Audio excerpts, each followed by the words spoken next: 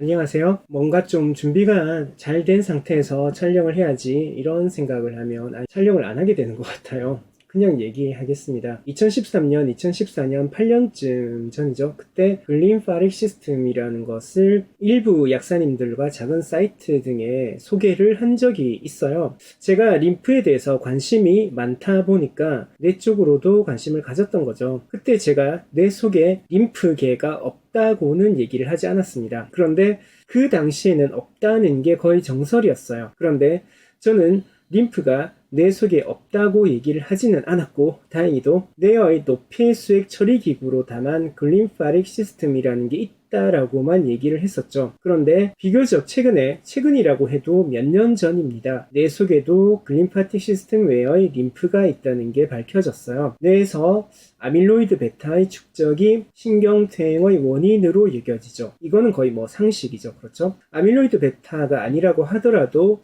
타우 탱글이라든지 아니면 어떤 독성 단백질이 뇌 신경 염증을 일으키고 신경 독소로 작용해서 퇴행성 뇌질환의 원인이 된다는 것만은 거의 확실하죠. 그래서 빅팜들에서도 이들 아밀로이드 베타 같은 독성 단백질을 어떻게 파괴시키느냐에 연구에 중점을 두고 있죠. 하지만 좀 관점을 바꿔가지고 이런 독성 단백질이 축적이 되기 전에 수액 대사를 높여서 이들을 뇌 바깥쪽으로 빼줄 수가 있다면 좋지 않겠느냐는 아이디어를 생각을 한 거예요. 사실 상식적으로 당연한 이야기입니다. 제가 알기로 최초로 뇌속 림프관을 밝혀낸 것은 버지니아 대학의 어느 교수님이었던 것 같아요. 뇌와 면역 체계를 연결하는 수막 림프관이 있다. 그게 새로운 치료 표적이 될 수 있지 않을까라고 봤던 거죠. 뇌랑 장관, 면역체계의 연결이라는 새로운 관점의 연구 자료들을 저는 흥미롭게 보는데, 그 중에 이 버지니아 및 버지니아 공과대학 교수님들의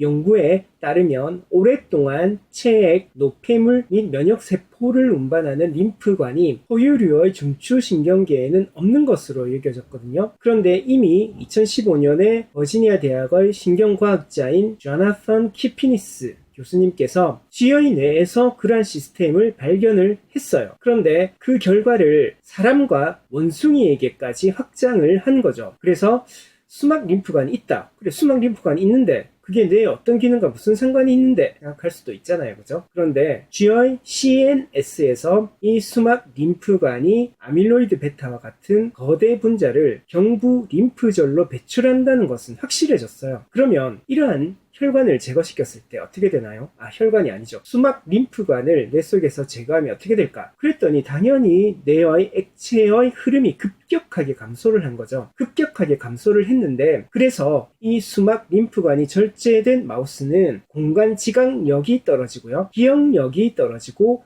학습력이 떨어진다는 것을 아밀로이드 베타의 축적과 함께 보여주었습니다. 슬픈 거는요, 나이가 들어감에 따라 뇌의 이 유체의 흐름이 느려진다는 거예요. 어떤 경우에는 어렸을 때의 절반 정도의 속도로 느려진다고 합니다. 기저질환이 없다고 하더라도, 나이가 들었는데 기저질환이 없기는 참 힘들죠.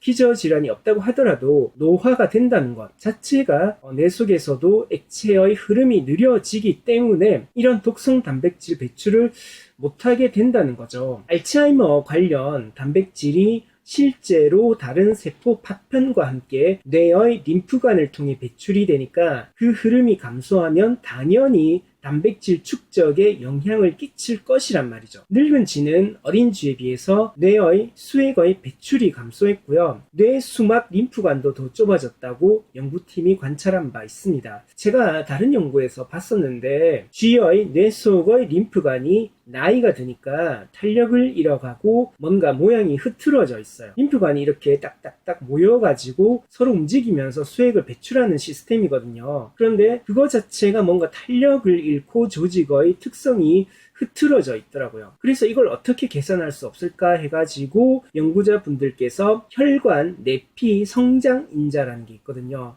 Vascular Endothelial Growth Factor라는 게 있어요. 그게 A, B, C 등이 있는데 VEGFC를 나이는 들었지만 건강한 생쥐에게 적용을 시켰을 때 림프관이 더 커지고 더 잘 체액이 배수가 되는 것이 발견이 됐고요. 거기다가 학습 능력 및 기억력에서 향상된 점이 관찰이 되었습니다. 그래서 버지니아 대학의 교수님께서 뇌 면역 장축에 초점을 맞춘 가능성이 없을까를 보고 있다고 하고요. 수막 림프의 배수, 그게 노화에 따라 감소되는 것을 복구를 하는 게, 그러니까 림프액의 배수를 시키는 쪽으로도 또 연구를 진행시키는 것이 새로운 알츠하이머병의 시작과 진행을 지연시키고 악화되는 알츠하이머만이 아니라 다른 뇌독성 담백 관련 병증에 대한 새로운 예방적인 치료 전략이 될 수 있을 것이라고 보고 있습니다. 오늘은 여기까지예요. 감사합니다. 또 봐요.